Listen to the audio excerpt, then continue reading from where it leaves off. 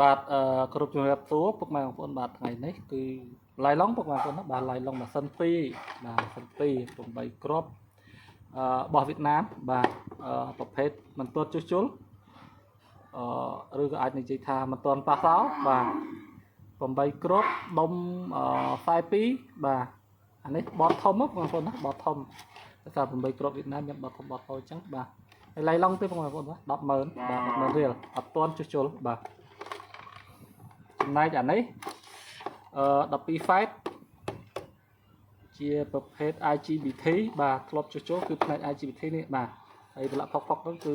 បងប្អូនអ្នកភូមិក៏ខ្ចីយកទៅចាប់ត្រីបាទ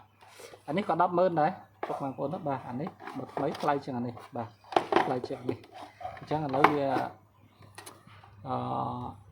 មកទឹកដូចទឹកគ្នាទេបាទអញ្ចឹងគឺ100000ពុកបងប្អូនមានចំណារអាចប្រើប្រាស់បានអាចទៅបានបាទហើយកុំសួរថាថ្មីមានតម្លៃនឹងអត់មានទេពុកបងប្អូនណាបាទថ្មី200,000ជាងប្រភេទដុំវៀតណាមចំណែកអានេះក៏ប្រភេទក្រាស់ដែរបាទ IGBT ប្រភេទ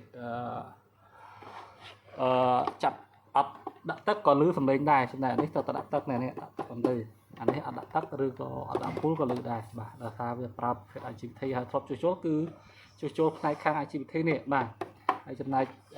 ប្រើ BTA នេះគឺអត់ដែរជួសជុលទេឬក៏អាចនិយាយបានថាអត់ដែរស្គាល់សោះបាទបើកម្រិតវ៉ុលវាអានេះខ្ពស់ជាងបងប្អូនបាទអាក្រោមនេះវ៉ុលវាទាក់ជាងបាទតែអាក្រោមវាទាញជាងអញ្ចឹងបងប្អូនណាបាទអរគុណ